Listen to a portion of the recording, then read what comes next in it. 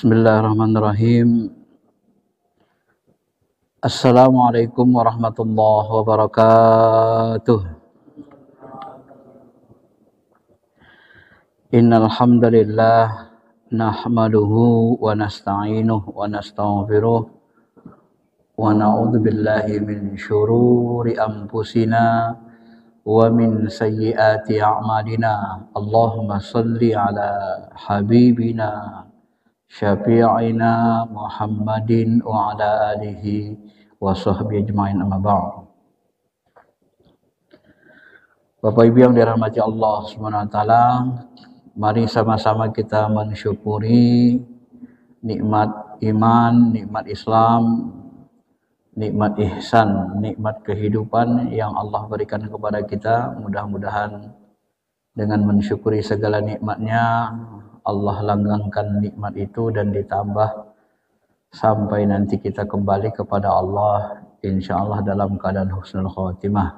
Amin amin ya rabbal alamin. Bapak Ibu yang dirahmati Allah Subhanahu wa taala, tema yang kita bahas pada subuh ini adalah bagaimana cara Nabi membangun peradaban kota Madinah. Tema ini sangat erat kaitannya dengan sejarah dan juga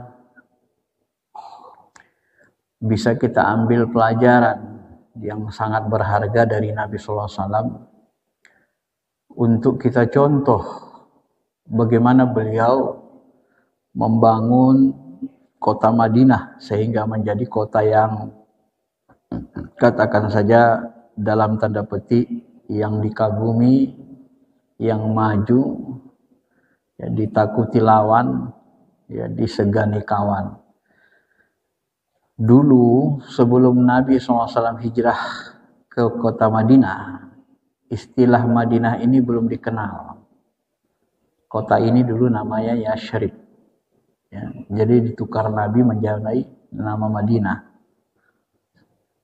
Madinah ini arti dasarnya berasal, kata ulama, berakar dari kata mudun. Mudun itu artinya berperadaban tinggi.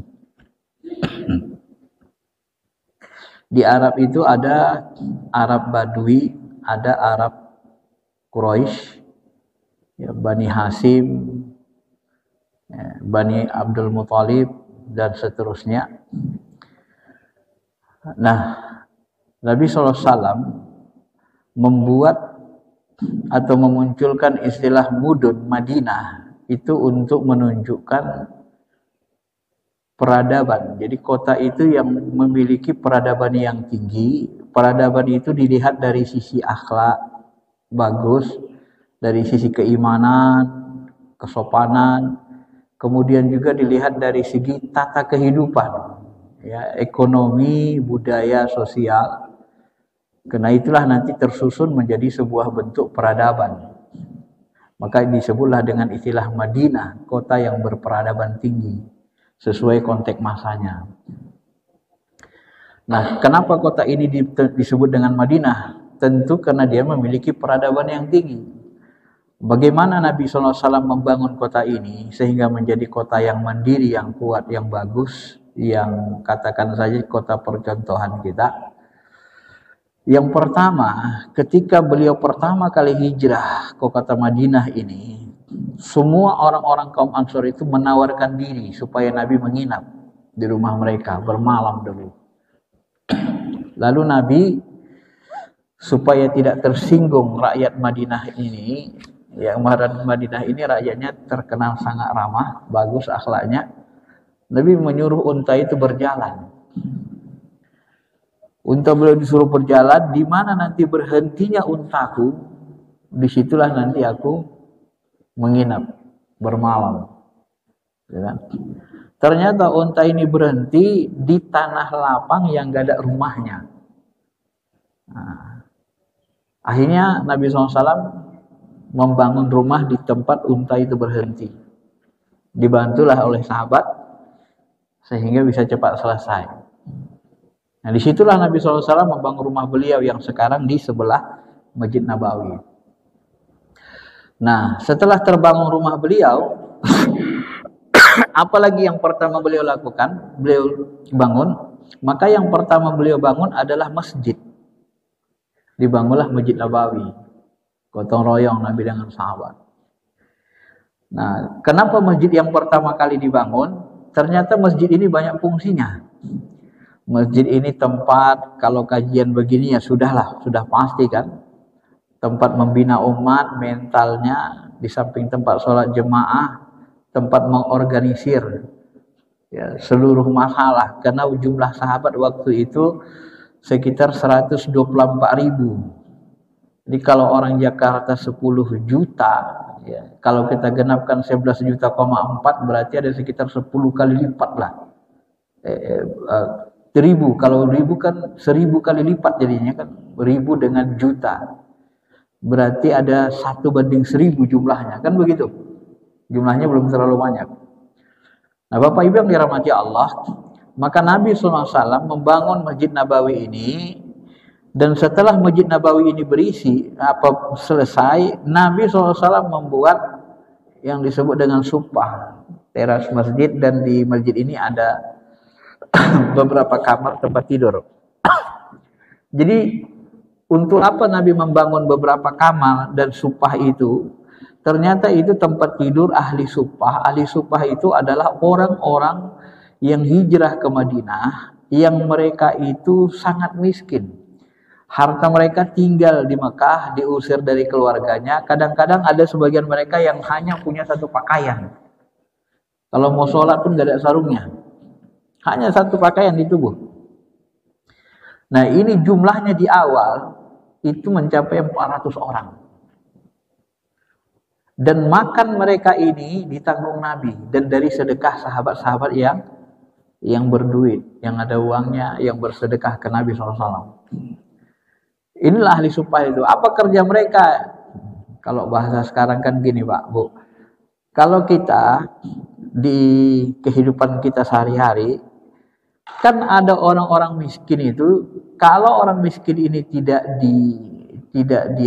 dibantu, tidak diberdayakan. Biasanya kan orang miskin ini kalau nggak punya apa-apa, kadang dia nyuri ayam. Kalau di kampung-kampung kadang dia narkoba, kadang dia menjudi, kan gitu kan. Nah, sebenarnya kalau kita contoh Nabi untuk mengatasinya ini bagaimana? Kalau orang-orang benar-benar miskin, itu masjid itu disiapkan. Kamar-kamar oleh Nabi, tempat tidur mereka. Nah, dan kerja mereka nanti membersih masjid, ikut kajian, taklim. Kemudian ada sahabat yang minta bantu, ada pekerjaan dibawa. Jadi awalnya jumlahnya 100, lama-lama tinggal sedikit. Bahkan kata Abu Hurairah tinggal 70. Dan nanti masa Umar sudah semakin habis. Ahli supah ini. Jumlahnya bertambah berkurang. Kalau sudah dapat kerja, mereka pindah sendiri. Tidak lagi tinggal di masjid. Nah, jadi begini model Nabi mengatasi masalah-masalah termasuk orang yang sangat miskin. Zaman itu begitu. Ya. Masyarul muslimin, Bapak Ibu yang dirahmati Allah Subhanahu wa taala. Nah, setelah dibangun masjid, apalagi yang beliau lakukan? Ternyata Nabi SAW membangun yang namanya pasar, pusat pasar. Ini yang jarang-jarang diingat orang beriman. Banyak orang lupa bahwa Nabi SAW itu memperhatikan pasar, pusat ekonomi. Ya, sampai-sampai Nabi mengatakan 90% rezeki itu ada di pasar, di perdagangan. Maka barang siapa mau menguasai ekonomi, hendaklah dia menguasai pasar. Kenapa? Karena 90% rezeki itu di perdagangan, di pasar itu. Maka Nabi membangun pasar. Pertama sekali Nabi bangun pasar, dibuat tenda-tenda begitu, tempat dagang. Datang orang Yahudi, ya namanya zaman dulu juga banyak preman kan. Preman-preman Yahudi karena dianggap tanah ini dalam wilayah dia gunting, dia putusi tali-tali tenda itu. Marah ke Nabi. Ya, dia putusi. Apa-apaan ini Muhammad? Marah dia. Lalu tiba-tiba datang seorang sahabat, "Ya Rasul, apakah antum mau bangun pasar?" "Benar, saya ingin bangun pasar." Mari kutunjukkan tempat yang strategis. Nah, dibawalah Nabi ke tempat yang strategis bangun pasar. Tempatnya di perempatan jalan atau di persimpangan, tempat strategis. Seluruh orang yang mampir ke Madinah pasti lewat itu, jalan itu. Ya. Pokoknya asal orang mau keluar kota mampir Madinah lewat pasar itu. Inilah disebut dengan pasar Baki. Pasar Baki Madinah. Awalnya yang menguasai ekonomi pasar di Madinah itu adalah Yahudi. Nama pasar mereka, pasar tuanya itu namanya pasar Bani Qainuqa. Jadi menguasai ekonomi Yahudi awalnya, Pak. Nah, Nabi SAW ketika hijrah selesai bangun masjid, bangun pasar ekonomi. Nah, bagaimana teknis Nabi? Ini kecerdasan, ya, akal kenabian kita lihat. Bagaimana teknis Nabi membangun pasar? Nabi bangun pasar ini dibuat tenda-tenda, dibuat lapak, ya, disekat-sekat gitu. Ya, kayak apa namanya, dikapling-kapling istilahnya kan. Ya, dikapling, dibuat tenda, dikapling.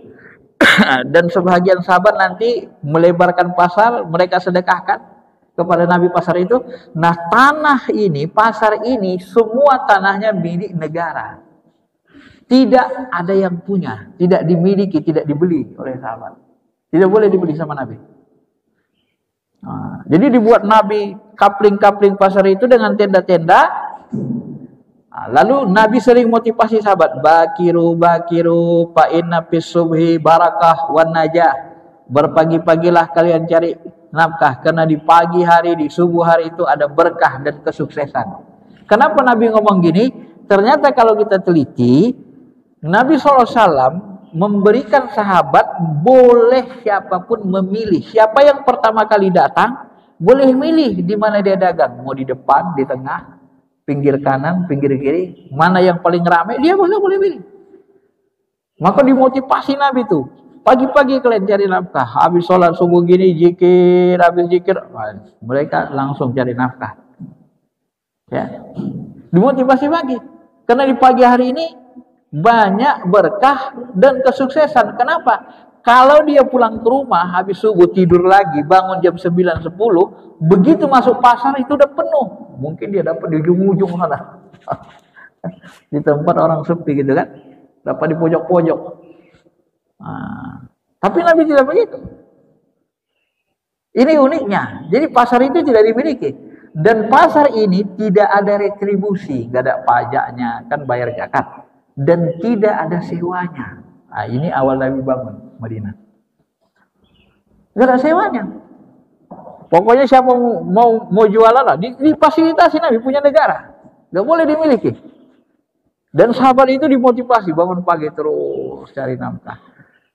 Maka mulailah nanti pasar ini harganya bisa murah. Kenapa? Nggak ada retribusi, nggak ada pajak, nggak ada sewa. Jadi harga-harga di sini bisa menyaingi pasar Baki. Pasar Baki ini kan udah lama berdiri, udah tua. Bahkan mungkin lebih dari 100 tahun dikuasai Yahudi. Nah, pasar ini banyak ribanya, banyak penipuan timbangannya. Ya. Kemudian harganya juga ya namanya pakai riba kan. Tapi Nabi buat harga bersaing. Sehingga nanti sahabat itu ramai sekali pasar Baki ini. Akhirnya pasar Bani Qainuqa ini semakin sepi. Ini luar biasa Nabi SAW. Ya. Sampai Nabi pun mengajari, kalau kalian menimbang, berikanlah hadiah, sedekah, ya, bagi pelanggan. Misalnya 1 kilo, lebihkan setengah on atau 1 on.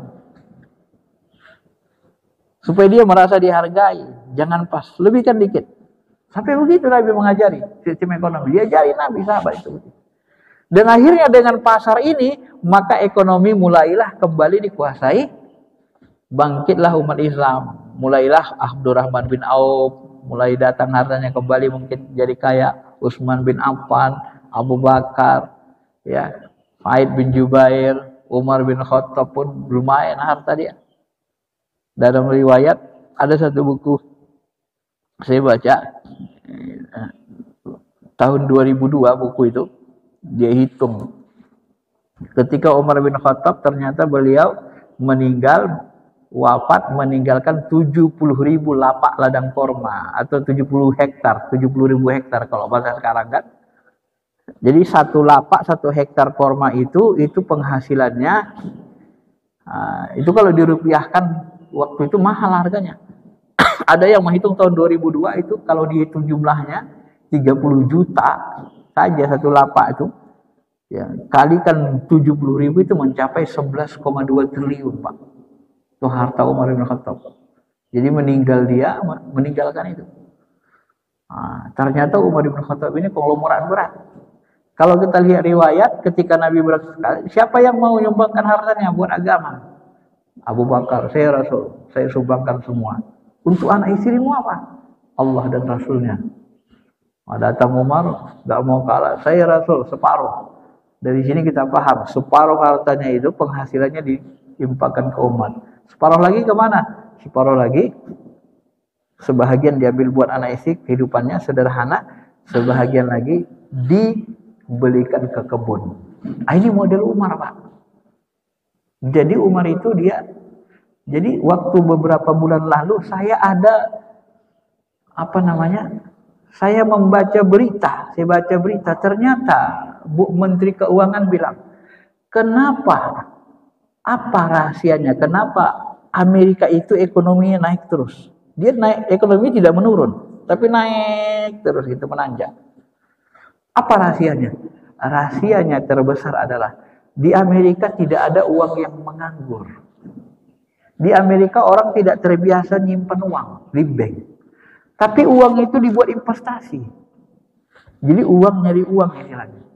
Nah ini rupanya sudah diamalkan Umar bin Khattab. Umar itu dia tidak megang uang. Uangnya hasil kebunnya itu separuh penghasilannya kasih ke Rasulullah. Separuh lagi diambil sedikit untuk keluarganya. Dan sisanya dibelikan lagi ladang korma. Jadi nggak ada uang nganggur, nggak ada uang simpanan. Nah ini kan luar biasa sebenarnya konsep ini kan. Ternyata orang Amerika mengamalkan konsep ekonomi Umar bin Khattab. Kalau kita kan banyak simpanan kita. Kalau ada uang simpan, kadang 50, kadang 1 juta, kadang 200. Nganggur, banyak uang nganggur. Nah, ternyata Umar bin Khattab begitu. Kalau bahasa Quran, likaila dunatul mal ala aghniyaikum, supaya harta itu nggak beredar di antara orang-orang kaya saja. Nggak boleh sebenarnya.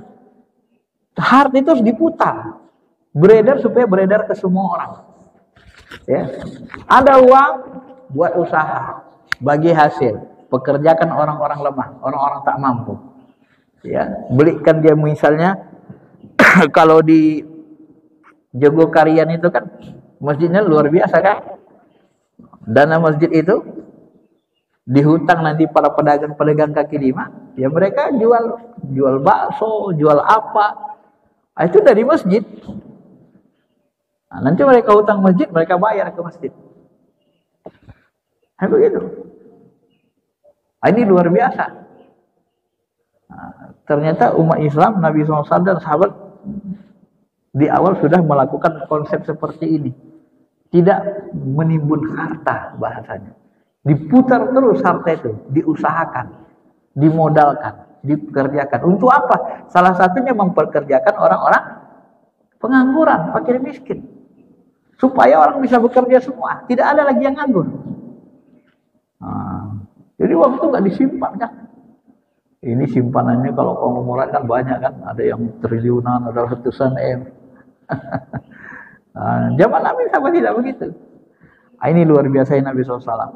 Jadi ilmu kenabian itu ternyata bukan hanya saja menjaga spiritual, masjid, keimanan, ketakwaan sahabat, tapi Nabi juga bangun ekonomi, bangun pasar, sehingga pasar Madinah itu dikuasai oleh sahabat, dikuasai oleh Nabi dan sahabat.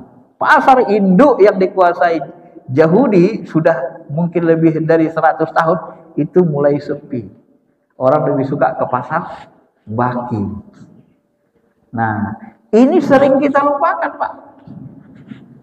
Sering.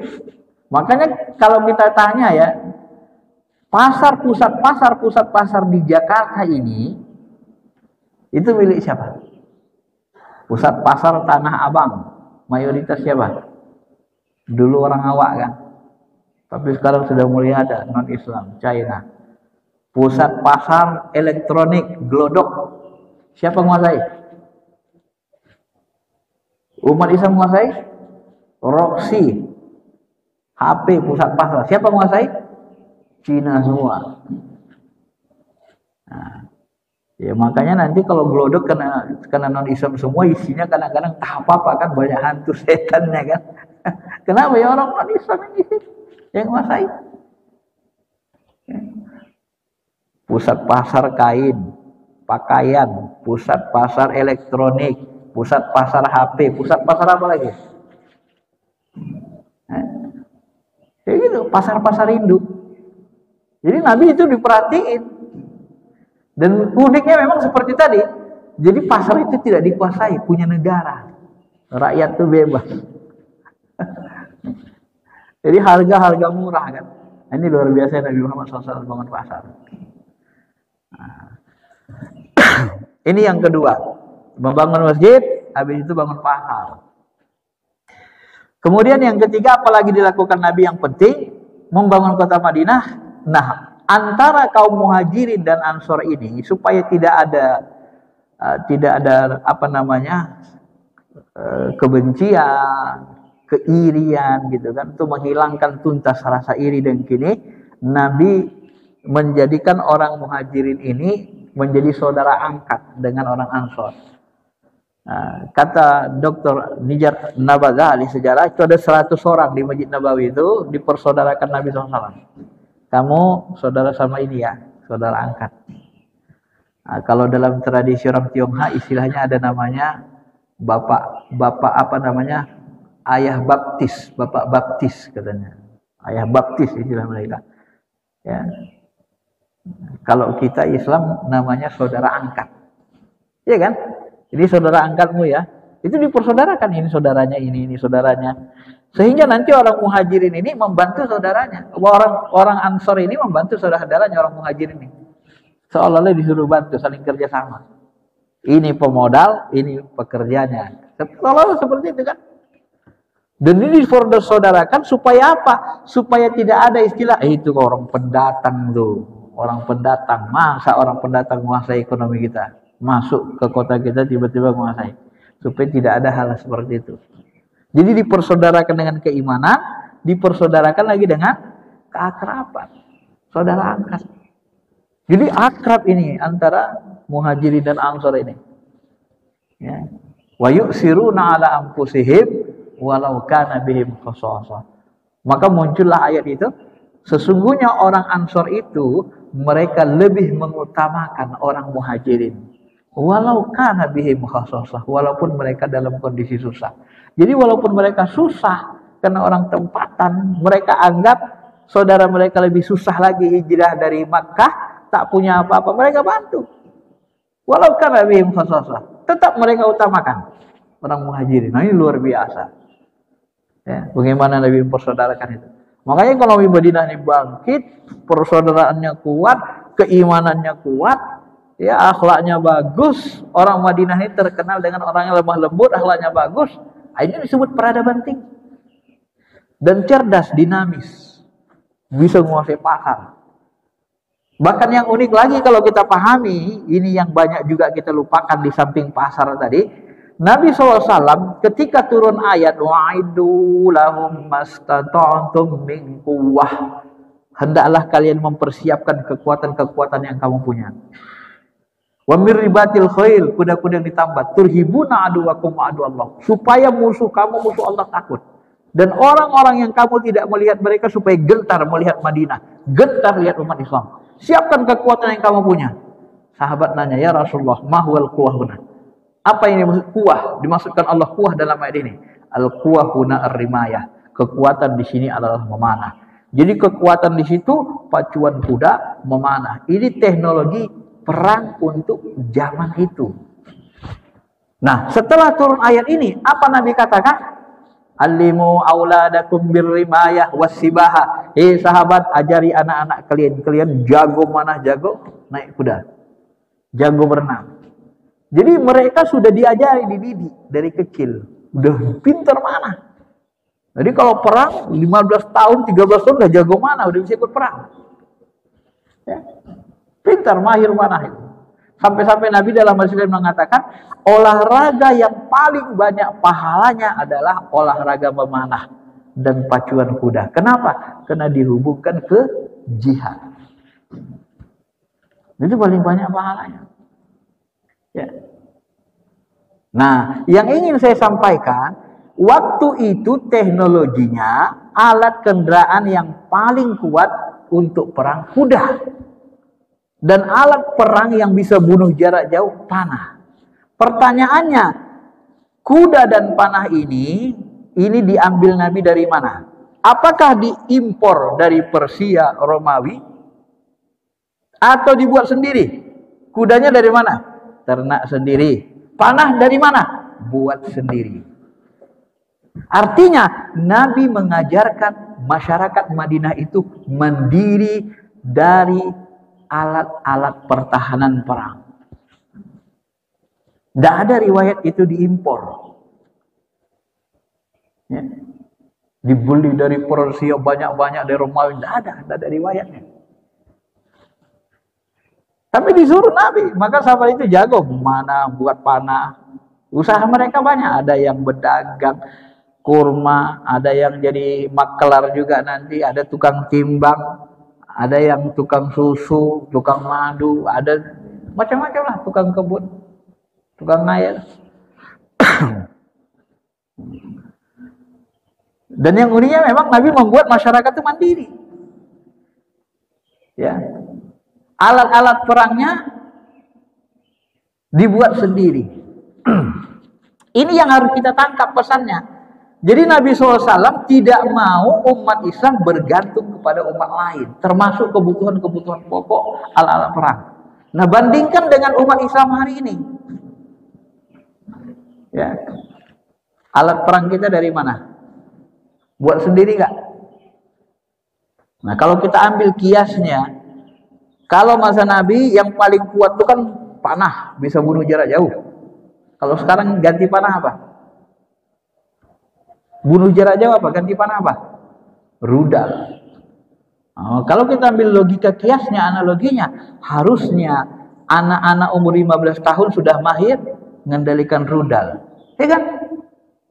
Karena zaman Nabi, anak-anak 15 tahun udah bisa mana? Ini buat rudal aja belum tentu. Ada nggak? Pindad bisa nggak buat rudal? Allah. Ya, tak ada dengar kita. Persiapan pertahanan. Nah, ini yang membuat umat Islam mundur. Ketika membaca sejarah, mereka tidak pandai mengambil nilainya.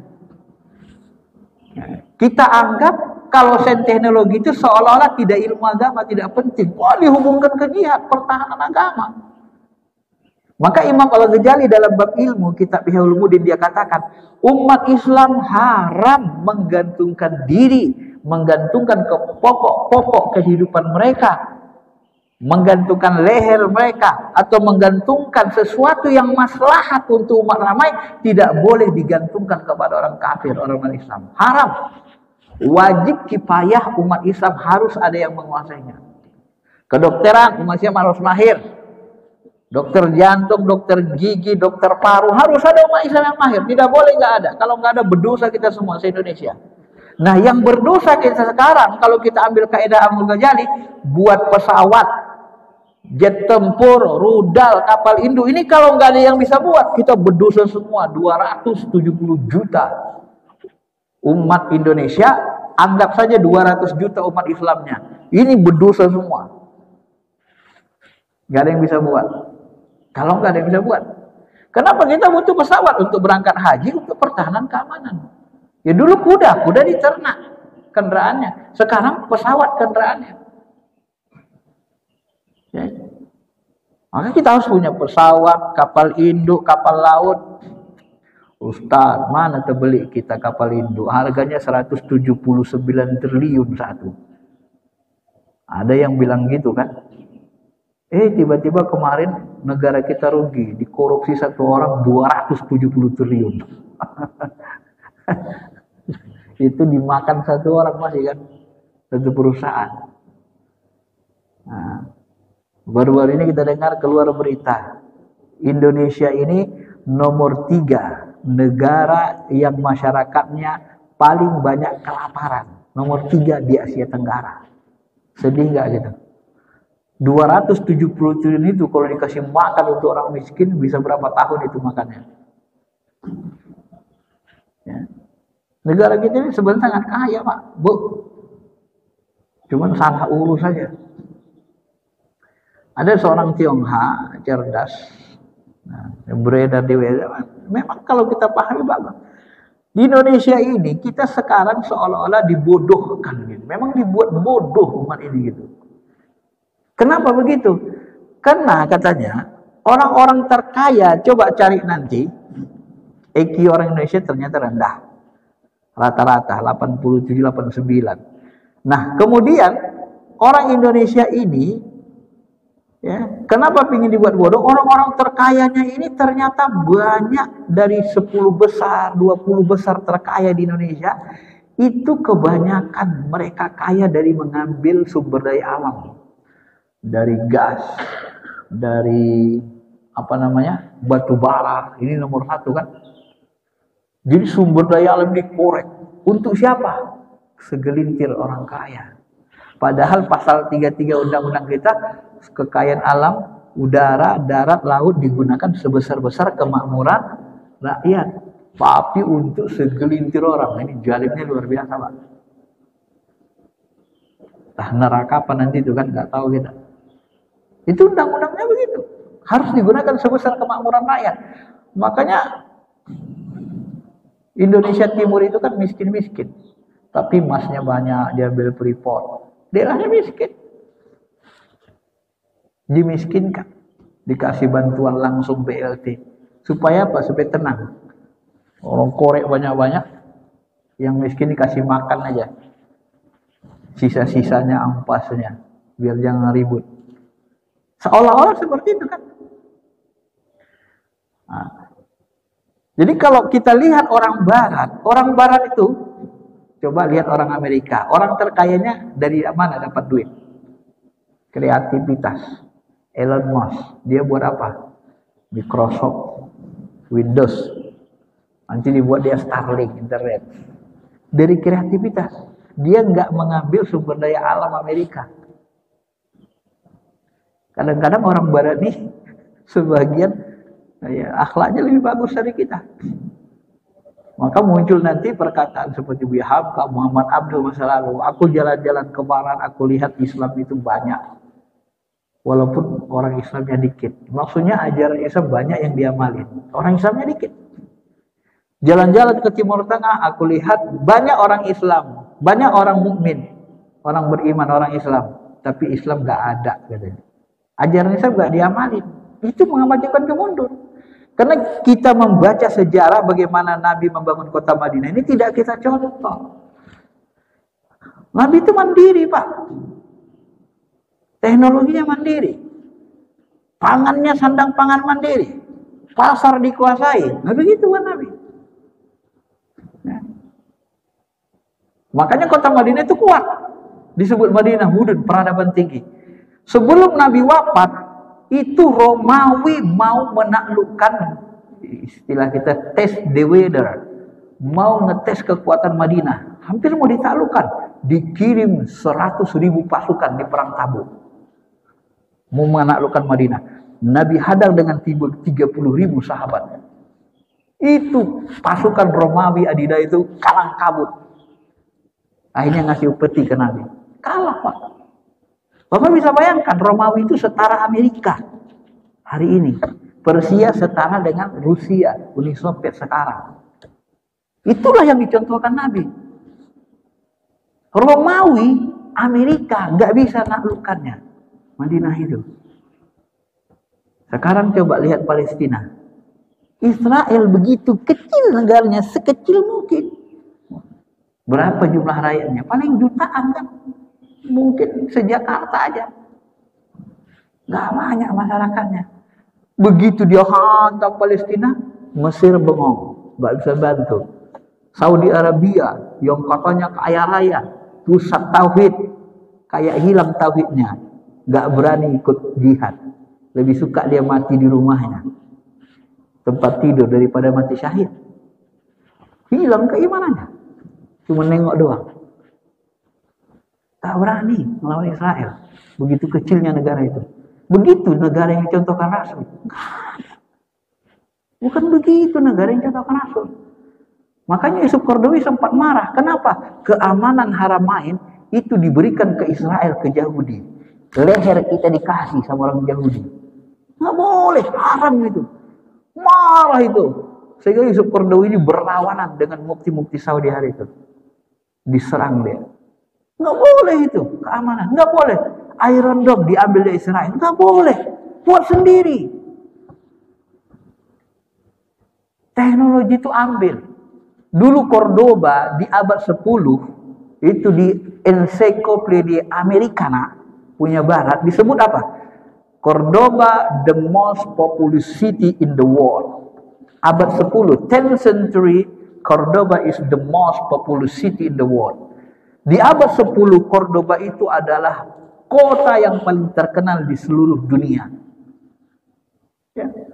Kenapa? Itu pustaka Cordoba itu, kata Profesor Mulyadi, diteliti masa itu, setiap tahun ada 100.000 ilmuwan berkunjung ke pustaka Cordoba.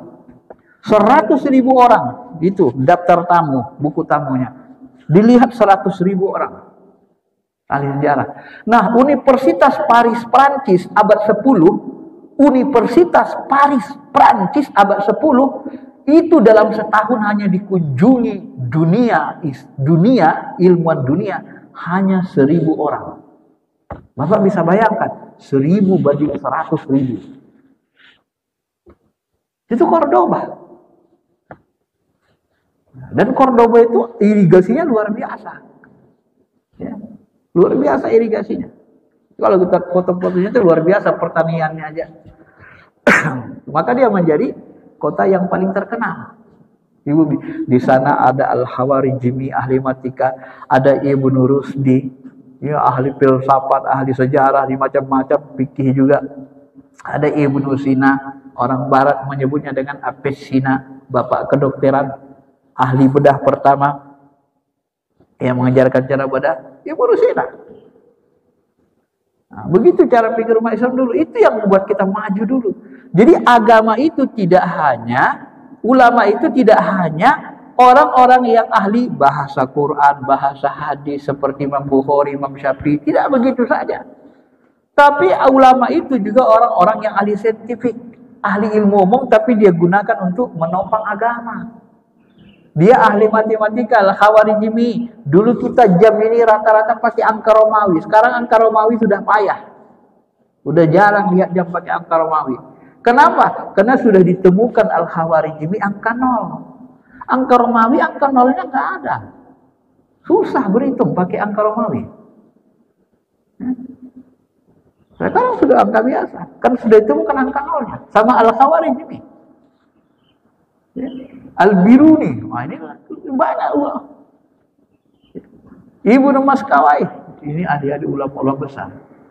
Ahli sejarah, ahli aritmatika, ahli falak, dan seterusnya. Maka sebahagian profesor-profesor kita meneliti kata ulama. Innama yakhshallaha min ibadihil ulama. Sesungguhnya yang takut kepada Allah adalah ulama. Gitu kan? Nah, sebelum muncul kata ulama ini, innama yakhshallaha min ibadihil ulama, ayat sebelumnya cerita apa? Cerita gunung-gunung berwarna-warni, cerita semesta, cerita alam.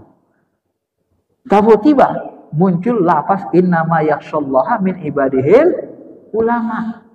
Artinya ulama itu bukan hanya ahli Al-Quran, ahli hadis, tapi ulama itu juga ahli ilmu alam.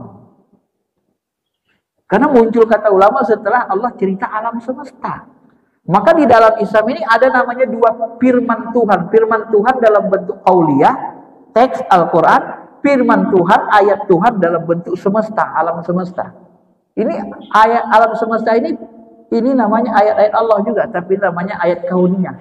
Tanda-tanda kebesaran Allah di ayat semesta. Nah, kita membaca ulama-ulama yang membaca alam ini, Dan mereka gunakan ilmu alam, ilmu umum untuk menegakkan tauhid, menegakkan, menguatkan agama Allah. Itu juga ulama. Dari situlah nanti muncul teori yang dibuat Al-Ghazali. Semua ilmu yang bergantung kemaslahatan umat padanya tidak boleh diserahkan kepada orang kafir. Maka bahasanya berdosa kita menggantungkan leher orang Islam kepada orang kafir. Apalagi sampai kalau beras kita diimpor dari Cina, lalu tak boleh lagi. Tapi sekarang belum. Kebutuhan pokok kita tidak boleh. Cuman yang sedih kita kan, barang-barang kita di rumah itu rata-rata made in Cina. Sendoknya made in Cina, Korea, ya kan? Piringnya juga nanti made in Cina, gelasnya made in Cina, buatan Cina. Kadang-kadang kalau saya mikir rinci gini, Pak, kadang-kadang kita bingung lihat umat Islam ini. UI itu sudah berapa puluh tahun berdiri. Universitas Teknologi Surabaya, ITB, udah berapa puluh tahun berdiri. Harusnya kan mereka sudah bisa buat.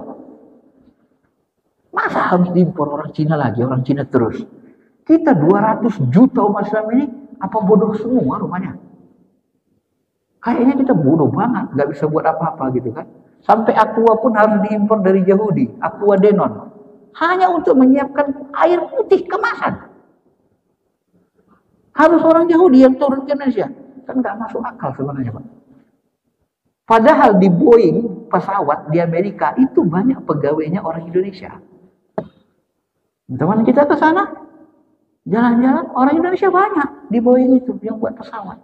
Di Indonesia kok nggak ada. Apa yang masalah? Salah urus. Tuh, maafnya di DPR itu apa kerja mereka? DPR ini banyak kerjanya apa? Ya, kerjanya lebih suka jadi maklar. Ambil dari luar negeri, beli, dapat untung. Beli dari luar negeri, buat anggaran, beli luar negeri, ada cash untungnya, dapat untung, jual ke Indonesia, ke rakyat. Ini kan namanya pembodohan. Ya. Harusnya kita buat sendiri, berdikari. Itu yang diajarkan Nabi SAW. Tentu kita lihat bagaimana Nabi membangun peradaban Madinah.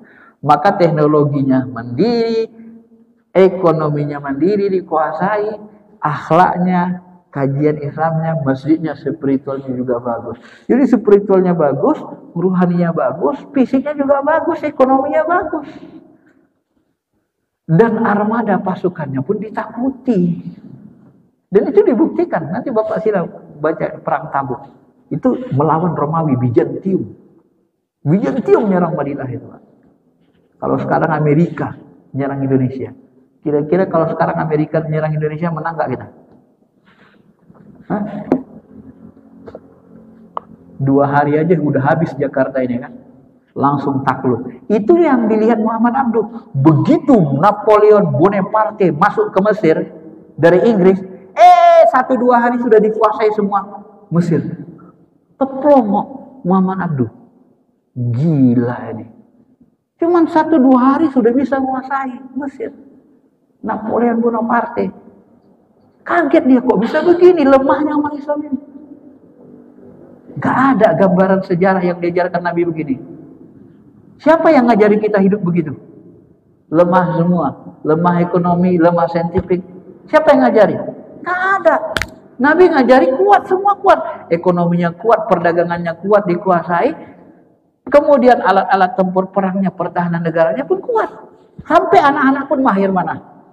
Kita harusnya anak-anak sudah mahir buat rudal sama pakai rudal. Harusnya begitu kan? Nah, sayangnya, anehnya sekarang yang lebih cenderung mengamalkan ini orang Syiah, Pak. Syiah Iran, Hizbullah, mereka yang berani bantu. Negara-negara Sunni ini ya longor. Kalau orang kayak orang longor semua. Ya kan? Mereka yang berani bantu. Ini nyata bukti. Dibukakan Allah mata kita. Saudi aja yang gerakan tauhid, merasa paling bertauhid. Apa tauhidnya? Gak berani mati. Takut sama Israel sama Amerika. Tunjukkan benar kalau memang bertauhid. Lawan itu Israel, lawan Amerika. Baru benar. Kalau masih takut ciut, itu tak benar tauhidnya itu. Tak bisa menjadi contoh. Malah Turki yang mantan khilafah Turki Utsmani itu malah lebih berani dari Saudi kan. Kritik, cuman belum berani menyerang Israel. Tapi kalau Iran dikasih pelajaran sekali. Dan bisa jadi nanti ini akan perang nuklir, wallahu alam. Kan berkelanjutan. Tapi ini sudah membuka mata kita betapa umat Islam ini terlalu lemah. Israel itu jumlahnya cuma jutaan. Kita umat Islam dunia ini 2 miliar lebih jumlah kita. Bisanya kita nggak berdaya melawan Israel yang begitu kecil. Itulah bahwa dunia Islam ini sedang dalam kegelapan, sedang jauh dari ajaran agama seperti kata Muhammad Abdul. Makanya ini kita buka sejarah ini, kita berkaca dulu bagaimana Nabi membangun kota Madinah begitu kuatnya sehingga ditakuti Persia dan Romawi pun tak bisa menaklukkannya. Itulah yang mau kita belajar, dan mudah-mudahan apa yang saya sampaikan ini bisa sedikit membuka wawasan kita supaya lebih mendalam lagi. Baik, saya kira itu saja. Ada yang mau bertanya silakan.